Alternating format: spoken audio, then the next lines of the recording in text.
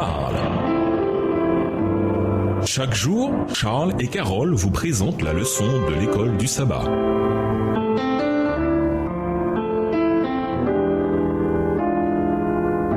Bienvenue à votre émission Dieu nous parle. Voilà la leçon 14. Se glorifier de la croix. Étude de la semaine, Galates 6, versets 11 à 18, Romains 6, versets 1 à 6, Romains 12, versets 1 à 8, 2 Corinthiens 4, verset 10, 2 Corinthiens 5, verset 17 et 2 Corinthiens 11, versets 23 à 29. Verset mémorisé. Quant à moi, certes non, je ne me glorifierai de rien d'autre que de la croix de notre Seigneur Jésus-Christ, par qui le monde est crucifié pour moi, comme je le suis pour le monde. Galates 6, verset 14 dans la version Colombe. Cette étude du livre de Galates a été intense. C'est parce que la lettre elle-même est intense. Connaissant son appel, connaissant la vérité de ce qu'il prêchait, après tout, comme il a dit à de nombreuses reprises, cette vérité venait du Seigneur. Paul a écrit avec la passion inspirée des prophètes de l'Ancien Testament, de Nésaïe, de Jérémie, de Osée.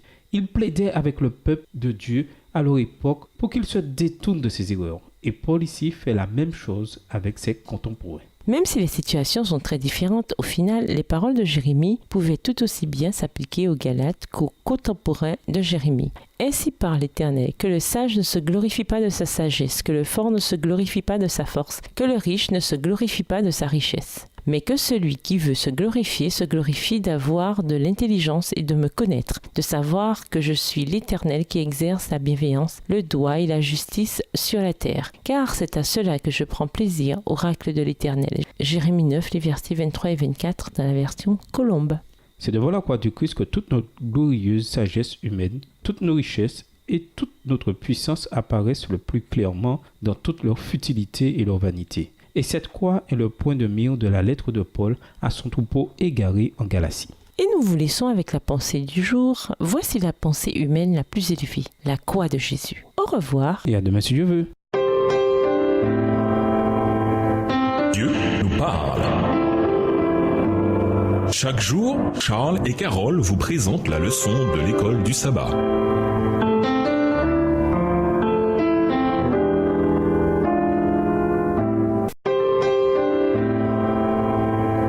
Dieu nous parle.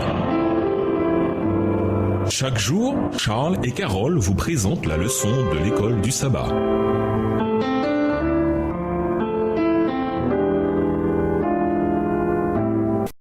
Émission. Dieu nous parle. Nous voilà à la leçon de dimanche, la main de Paul.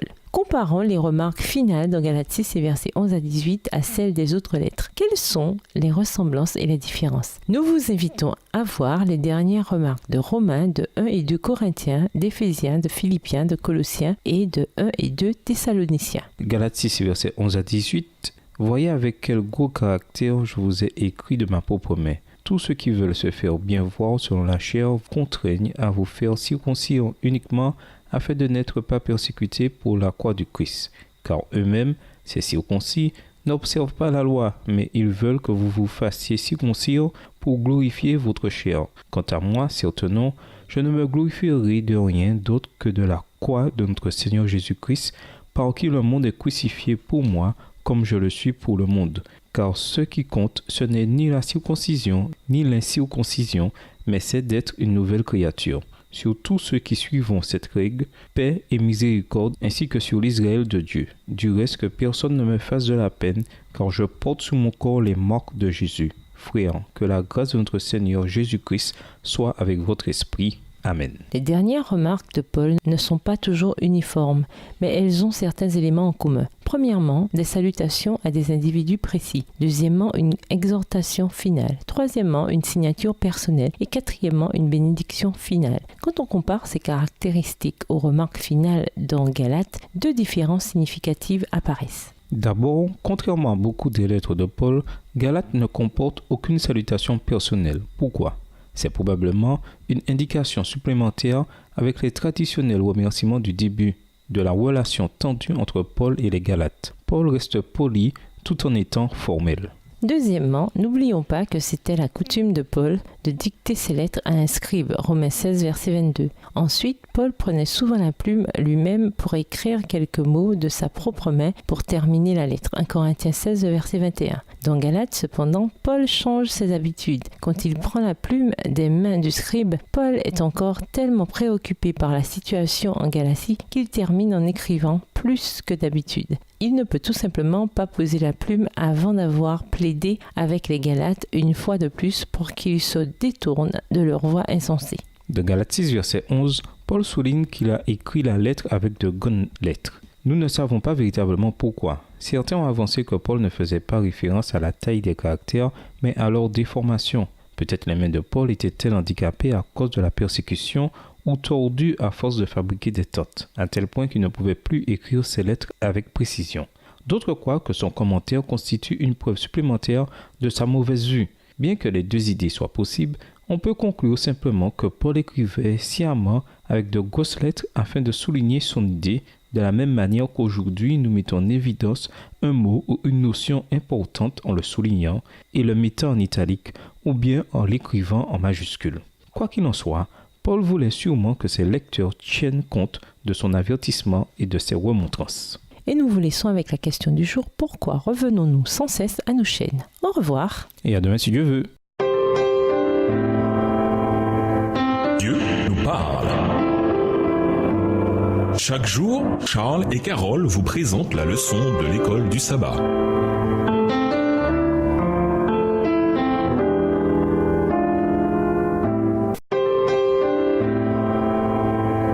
Dieu nous parle.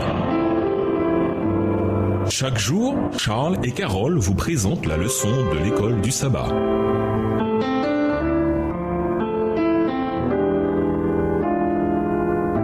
Bienvenue à votre émission. Dieu nous parle. Nous voilà la leçon de lundi. Se faire bien voir dans la chair. Lisons Galates 6, versets 12 et 13. Que dit Paul dans ces versets? Galates 6, versets 12 et 13. Tous ceux qui veulent se rendre agréables selon la chair vous contraignent à vous faire circoncire, uniquement afin de n'être pas persécutés pour la croix de Christ. Car les circoncis eux-mêmes n'observent point la loi, mais ils veulent que vous soyez circoncis pour se glorifier dans votre chair. Bien que Paul ait déjà fait allusion aux intentions et à la motivation de ses adversaires, voir Galates 1, verset 7 et Galates 4, verset 17, ces remarques dans Galates 6, versets 12 et 13 constituent ses premiers commentaires explicites à leur sujet. Il décrit ses adversaires comme voulant se faire bien voir dans la chair. L'expression « se faire bien voir » signifie littéralement en grec « faire bonne figure ». En fait, le mot est le même en grec que le mot décrivant le masque d'un acteur. Et ce mot était même employé au sens figuré pour décrire le rôle joué par l'acteur.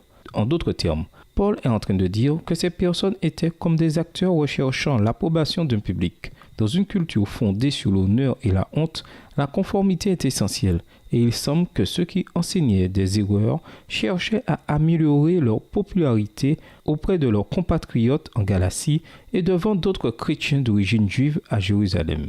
Paul dit une chose importante sur l'un de leurs mobiles, la volonté d'éviter la persécution. On peut comprendre la persécution dans ses formes les plus terribles avec les violences physiques, mais elle peut être tout aussi dévastatrice dans ses formes plus modérées que constituent le harcèlement et l'exclusion. Paul et d'autres fanatiques zélés en Judée avaient jadis mis à exécution ce premier type de persécution, Galates 1, verset 13. Mais ce dernier avait également des conséquences sur les chrétiens. Les chefs religieux juifs avaient conservé une grande influence politique dans de nombreux domaines. Ils avaient l'approbation officielle de Rome, d'où le fait que de nombreux croyants juifs désiraient conserver de bonnes relations avec eux. En circoncisant les gentils et en leur enseignant à observer la Torah, les fauteurs de troubles en Galatie trouvaient un terrain d'entente avec les juifs locaux. Non seulement cela leur permettait de garder un contact amical avec les synagogues, mais ils pouvaient également renforcer leur lien avec les croyants juifs de Jérusalem, qui avaient de plus en plus de doutes sur l'œuvre accomplie auprès des gentils. Actes 21, les versets 20 et 21. En un sens, leurs actions auraient également pu rendre leur témoignage auprès des juifs plus efficace. Quelle que soit la situation à laquelle Paul pense, ce qu'il dit est clair. Tous ceux qui veulent vivre pieusement en Jésus-Christ seront persécutés. De Timothée 3, verset 12. Réfléchissez à la raison pour laquelle ces gens ont enseigné ces erreurs. Tout bien considéré, cela semble plutôt raisonnable. Le meilleur des mobiles ne peut-il pas nous égarer si nous n'y prenons pas garde? Quand pour la dernière fois vous êtes-vous retrouvé à faire de mauvaises choses pour les bonnes motivations? Et nous vous laissons cette question de réflexion. Que ressentez-vous en sachant que vous ne pouvez rien faire pour vous mériter la faveur du Christ? Au revoir. Et à demain si Dieu veut. Dieu nous parle. Chaque jour, Charles et Carole vous présentent la leçon de l'école du sabbat.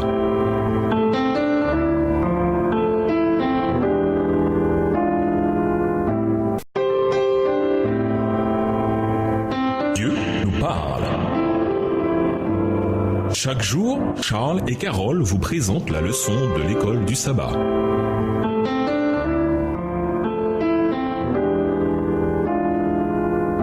Bienvenue à votre émission. Dieu nous parle. Voilà la leçon de mardi. Se glorifier de la croix. Galates 6, verset 14. Quant à moi, certes non, je ne me glorifierai de rien d'autre que de la croix de notre Seigneur Jésus-Christ, par qui le monde est crucifié pour moi, comme je le suis pour le monde. Galates 6, verset 14, la version Colombe.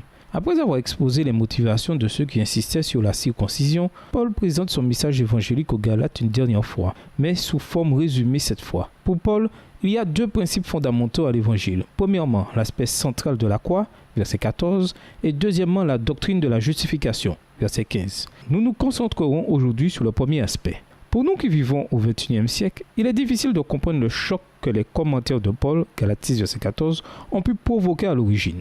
Aujourd'hui, la croix du Christ est un symbole bien connu qui évoque des sentiments positifs chez les croyants. Mais à l'époque de Paul, l'idée de la croix n'était pas quelque chose dont on pouvait se glorifier, mais un sujet de mépris. Pour les Juifs, l'idée d'un Messie crucifié était choquante. Et les Romains considéraient la crucifixion comme tellement repoussante qu'elle ne faisait pas partie des châtiments possibles pour un citoyen romain. On peut se rendre compte du mépris que le monde antique avait pour la croix de Christ en regardant les plus anciennes illustrations de crucifixion que l'on a retrouvées. Un morceau de graffiti datant du début du XIe siècle montre la crucifixion d'un homme avec la tête d'un âne. Sous la croix et à côté du dessin d'un homme ayant les mains levées en signe d'adoration, on lit une inscription « Alexandre adore son Dieu ». L'idée est claire, la croix du Christ est jugée ridicule. Et pourtant, à cette même époque, Paul déclare avec audace qu'il ne peut se glorifier de rien d'autre que de la croix du Christ. Quelle différence la croix du Christ faisait-elle dans la relation entre Paul et le monde? Lisons Galates 6, verset 14, Romains 6, verset 1 à 6, Romains 12, verset 1 à 8 et Philippiens 3, verset 8. Galates 6, verset 14. Quant à moi, certes non, je ne me glorifierai de rien d'autre que de la croix de notre Seigneur Jésus-Christ, par qui le monde est crucifié pour moi comme je le suis pour le monde. Romains 6, verset 1 à 6. Que dirons-nous donc? Demeurions-nous dans le péché afin que la grâce abonde? Certes non. Nous qui sommes morts au péché, comment vivrions-nous encore dans le péché? Ignorez-vous que nous tous qui avons été baptisés en Christ Jésus, c'est en sa mort que nous avons été baptisés? Nous avons donc été ensevelis avec lui dans la mort par le baptême, afin que comme Christ est ressuscité d'entre les morts par la gloire du Père, de même nous aussi nous marchions en nouveauté de vie. En effet, si nous sommes devenus une même plante avec lui par la conformité à sa mort, nous le serons aussi par la conformité à sa résurrection. Nous savons que notre vieille nature a été crucifiée avec lui, afin que ce corps de péché soit réduit à l'impuissance et que nous ne soyons plus esclaves du péché. Romains 12, versets 1 à 8. Je vous exhorte donc, frères, par les compassions de Dieu, à offrir vos corps comme un sacrifice vivant, saint, agréable à Dieu, ce qui sera de votre part un culte raisonnable. Ne vous conformez pas au siècle présent, mais soyez transformés par le renouvellement de l'intelligence, afin que vous discerniez quelle est la volonté de Dieu, ce qui est bon, agréable et parfait. Par la grâce qui m'a été donnée, je dis à chacun de vous de n'avoir pas de lui-même une trop haute opinion, mais de revêtir des sentiments modestes selon la mesure de foi que Dieu a départie à chacun. Car comme nous avons plusieurs membres dans un seul corps et que tous les membres n'ont pas la même fonction, ainsi, nous qui sommes plusieurs, nous formons un seul corps en Christ et nous sommes tous membres les uns des autres. Verset 6. Mais nous avons des dons différents selon la grâce qui nous a été accordée. Et si c'est la prophétie, que ce soit en accord avec la foi, Et si c'est le diaconat, que ce soit dans un esprit de service, que celui qui enseigne s'attache à l'enseignement, celui qui exhorte à l'exhortation, que celui qui donne le fasse avec simplicité, celui qui préside avec empressement, celui qui exerce la miséricorde avec joie. Philippiens 3, le verset 8. Et même je regarde toute chose comme une perte à cause de l'excellence de la connaissance de Jésus-Christ mon Seigneur, pour lequel j'ai renoncé à tout, et je les regarde comme de la boue, afin de gagner Christ. La croix de Christ change tout pour le croyant. Elle nous met au défi. Non seulement nous devons réévaluer la manière dont nous nous considérons, mais aussi dont nous considérons le monde. Le monde, cette époque actuelle, mauvaise et tout ce qu'elle comporte. Jean 2, verset 16, s'oppose totalement à Dieu. Puisque nous sommes morts avec Christ, le monde a perdu son pouvoir asservissant qu'il avait jadis sur nous. Et l'ancienne vie que nous vivions jadis pour le monde n'existe plus. Suite à l'analogie de Paul, c'est comme si les deux étaient morts l'un à l'autre. Qu'a fait la croix pour affecter votre relation au monde? Quelle différence a-t-elle faite dans votre vie? Vivez-vous différemment maintenant que vous vous êtes donné au Seigneur qui est mort pour vous? Et nous vous laissons avec cette question de réflexion. En tant que temple de Dieu, vivez-vous de façon différente? Au revoir. Et à demain si Dieu veut. Dieu nous parle. Chaque jour, Charles et Carole vous présentent la leçon de l'école du sabbat.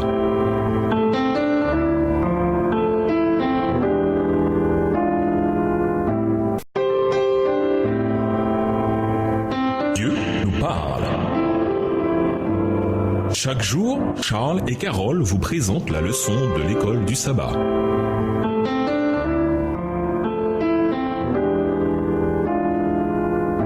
Bienvenue dans votre émission. Dieu nous parle. Voilà la leçon de mercredi, une nouvelle création. Après avoir souligné le rôle central de la croix du Christ dans la vie chrétienne, Paul souligne à présent le deuxième principe fondamental de son message évangélique, la justification par la foi. Comme nous l'avons vu tout le trimestre, Paul met en opposition la circoncision et l'évangile. Pourtant, il n'est pas contre la pratique en elle-même.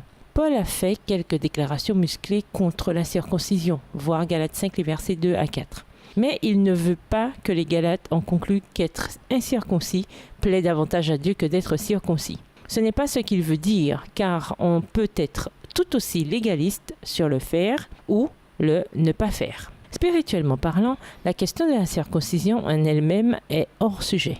La véritable religion n'est pas enracinée dans le comportement extérieur, mais dans la condition du cœur humain. Comme l'a dit Jésus lui-même, une personne peut avoir l'air exceptionnel de l'extérieur, mais être spirituellement pourri à l'intérieur. Matthieu 23, le verset 27. Que signifie être une nouvelle création? Lisons Galates 6, verset 15 et 2 Corinthiens 5, verset 17. Comment avez-vous vécu cela personnellement? Galates 6, verset 15. Car ce n'est rien que d'être circoncis ou incirconcis. Ce qui est quelque chose, c'est d'être une nouvelle créature. 2 Corinthiens 5, verset 17. Si quelqu'un est en Christ, il est une nouvelle créature. Les choses anciennes sont passées. Voici, toutes choses sont devenues nouvelles. Tisis est le mot grec traduit par création. Il peut faire référence soit à une créature individuelle, Hébreux 4, verset 13, ou bien à tout l'ordre créé lui-même, Romains 8, verset 22. Dans les deux cas, le mot implique l'action d'un créateur. C'est toute l'idée de Paul. Devenir une nouvelle créature n'est pas quelque chose que l'on peut provoquer par des efforts humains. Que ce soit la circoncision ou quoi que ce soit d'autre, Jésus qualifie ce processus de nouvelle naissance. Jean 3, les versets 5 à 8. C'est un acte divin. Dieu prend une personne morte spirituellement et lui insuffle la vie spirituelle. Il s'agit d'une autre métaphore qui décrit l'acte salvateur que Paul, de son côté, décrit comme la justification par la foi. Paul détaille cette expérience de nouvelle création dans 2 Corinthiens 5, verset 17. Dans ce verset, Paul explique que devenir une nouvelle création va bien plus loin qu'un simple changement de statut dans les livres célestes. Elle entraîne un changement dans nos vies dès aujourd'hui. Comme le fait remarquer Timothy George, cela implique tout le processus de conversion. L'œuvre régénératrice du Saint-Esprit qui entraîne la repentance et la foi, le processus quotidien d'humiliation et de vivification, la croissance constante dans la sainteté qui entraîne finalement une conformité à l'image de Christ. Mais devenir une nouvelle créature ne nous justifie pas. Ce changement radical constitue plutôt la manifestation caractéristique de ce que signifie être justifié. Et nous vous laissons avec la question du jour. Quel danger y a-t-il à se vanter d'autre chose que de la croix de Jésus? Au revoir. Et à demain si Dieu veut. Dieu nous parle. Chaque jour, Charles et Carole vous présentent la leçon de l'école du sabbat.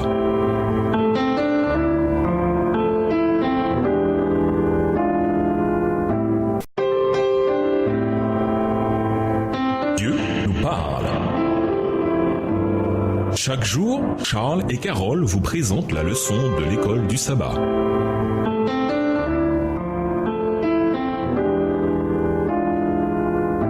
Bienvenue dans votre émission. Dieu nous parle. Nous voilà à la leçon de jeudi. Dernière remarque. Galates 6 et versets 16 à 18. Paul accorde sa bénédiction à ceux qui, dit-il, suivront cette règle. Galates 6 verset 16. Vu le contexte, de quelle règle Paul parle-t-il selon vous? Le mot traduit par règle renvoie littéralement à un bâton ou une barre raide dont les maçons ou les charpentiers se servent comme mesure. Le mot a fini par prendre un sens figuré pour faire référence aux règles et aux standards suivant des talons. Par exemple, quand les gens parlent du canon du Nouveau Testament, ils font référence aux 27 livres qui composent le Nouveau Testament que l'on considère comme faisant autorité pour déterminer aussi bien la foi et les pratiques de l'Église. Par conséquent, si un enseignement n'est pas à la hauteur de ce qui se trouve dans ces livres, il n'est pas accepté. Que sont les marques de Jésus que Paul porte sur son corps? Que veut-il dire quand il écrit que personne ne doit le tracasser? Galates 6, verset 14. Peut-il nous aider à répondre à cette question? Lisons Galates 6, verset 17, 2 Corinthiens 4, le verset 10 et 2 Corinthiens 11, les versets 23 à 29. Galates 6, verset 14. Quant à moi, certainement, je ne me glorifierai de rien d'autre que de la croix de notre Seigneur Jésus-Christ, par qui le monde est crucifié pour moi, comme je le suis pour le monde. Galates 6, verset 17, que personne désormais ne me fasse de la peine, car je porte sur mon corps les marques de Jésus. 2 Corinthiens 4, verset 10, nous portons toujours avec nous dans notre corps la mort de Jésus, afin que la vie de Jésus se manifeste dans notre corps. 2 Corinthiens 11, les versets 23 à 29, sont-ils ministres de Christ? Je parle en homme qui extravague. Je le suis plus encore. Par les travaux, bien plus par les coups, bien plus par les emprisonnements, bien plus souvent en danger de mort. 5 fois j'ai reçu des Juifs, 40 coups, moins 1. 3 fois j'ai été battu de verge, 1 fois j'ai été lapidé, 3 fois j'ai fait naufrage. J'ai passé 1 jour et 1 nuit dans l'abîme. Fréquemment en voyage, j'ai été en péril sur les fleuves, en péril de la part des brigands, en péril de la part de ceux de ma nation, en péril de la part des païens, en péril dans les villes, en péril dans les déserts, en péril sur la mer, en péril parmi les faux frères. J'ai été dans le travail et dans la peine, exposé à de nombreuses veilles, à la faim et à la soif, à des jeûnes multipliés, au froid et à la nudité. Et, sans parler d'autre chose, je suis assiégé chaque jour par les soucis que me donnent toutes les églises. Qui est faible que je ne sois faible? Qui vient à tomber que je ne brûle? Le mot « marque » vient du mot grec « stigmata », qui a donné le mot « stigmate » en français. Paul fait peut-être référence au marquage des esclaves avec l'insigne de leur maître, qui servait à les identifier, ou bien à la pratique de certaines religions à mystère où des adeptes se faisaient des marques en signe de dévotion. Dans tous les cas, par les marques de Jésus, Paul fait sans aucun doute référence aux cicatrices laissées sur son corps par la persécution et les épreuves. Voir 2 Corinthiens 4, verset 10, 2 Corinthiens 11, verset 24 à 27. Ses adversaires insistent à présent pour obliger les gentils qui se sont convertis grâce à son action à accepter la marque de la circoncision en signe de soumission au judaïsme. Mais Paul a des marques qui indiquent de qui il est devenu l'esclave. Et pour lui, il n'y a pas d'autre loyauté que celle due à Christ. Les cicatrices que Paul a reçues de ses ennemis alors qu'il était au service de son maître parlent avec éloquence de son dévouement pour Christ. Quelle marque, physique ou autre, avez-vous à cause de votre foi en Jésus? Autrement dit, qu'est-ce que votre foi vous a coûté? Et nous vous laissons avec cette question de réflexion. Qu'est-ce qui vous empêche de faire l'expérience d'un cœur renouvelé? Au revoir. Et à demain si Dieu veut. Dieu nous parle. Chaque jour, Charles et Carole vous présentent la leçon de l'école du sabbat.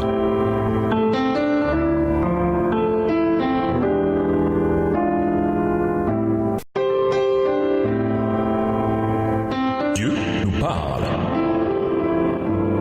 Chaque jour, Charles et Carole vous présentent la leçon de l'école du sabbat.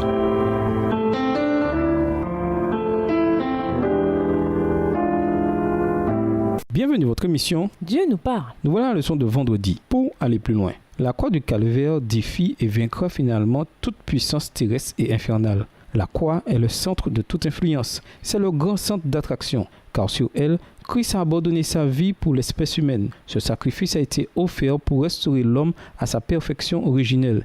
Et plus encore, il a été offert pour lui donner une transformation totale de son caractère, en le rendant plus que vainqueur. Ceux qui, par la force de Christ, sont vainqueurs du grand ennemi de Dieu et de l'homme, occuperont une position dans les parvis célestes supérieures aux anges qui n'ont jamais péché. Christ déclare « Et moi, quand j'aurai été élevé de la terre, j'attirerai tous les hommes à moi. » Si la croix ne trouve pas d'influence en sa faveur, elle crée une influence. Génération après génération, la vérité pour cette époque est révélée comme la vérité présente. Christ crucifié a été le moyen par lequel la miséricorde et la vérité se rencontrent et la justice et la paix s'embrassent. C'est par Christ crucifié que le monde sera touché. À méditer, quelle importance voyez-vous dans le fait que Paul commence et termine sa lettre en parlant de la grâce de Dieu? Comparez Galates 1 verset 3 et Galates 6 verset 18. À la lumière de la déclaration de Paul sur le fait d'avoir été crucifié pour le monde, Galates 6, verset 14, quel lien les chrétiens devraient-ils avoir avec le monde aujourd'hui? Quel doit être notre rapport aux questions d'environnement, de racisme, liées à l'avortement, etc., si nous sommes morts au monde? Comment savoir si l'on a expérimenté la nouvelle création dont parle Paul? Sur la base de ce que vous avez appris ce trimestre, comment résumeriez-vous les idées de Paul sur les thèmes suivants: la loi, les œuvres de la loi, la justification par la foi, l'ancienne et la nouvelle alliance, l'œuvre de Christ et la nature de la vie chrétienne? Résumé, la véritable religion ne consiste pas en un comportement extérieur seulement, mais en une condition du cœur. Quand le cœur est abandonné à Dieu, la vie de la personne reflète de plus en plus le caractère de Christ à mesure que sa foi grandit. Le cœur doit être soumis à Christ. Quand cela arrive, tout le reste suit. Pour conclure, à cause de la mort de Jésus sur la croix, voici ce que Paul recommanda aux Galates. Christ nous a libérés pour que nous soyons vraiment libres. Tenez bon, Galates 5, le verset 1. Cette libération ou liberté ne doit ni être prise à la légère ni servir de prétexte pour continuer de pécher. Il faut plutôt en profiter pour servir nos semblables. 1 Pierre 2, verset 16. La liberté est venue dans le monde. La transformation n'est pas le fruit de nos propres œuvres. Notre service envers le monde doit être l'œuvre de Dieu. À l'exemple de Jésus, permettons à Dieu de diriger notre vie quotidienne. Et souvenons-nous, nous ne pouvons nous vanter que de la croix de Jésus-Christ. Au revoir. Et à demain si Dieu veut. Dieu nous parle. Chaque jour, Charles et Carole vous présentent la leçon de l'école du sabbat.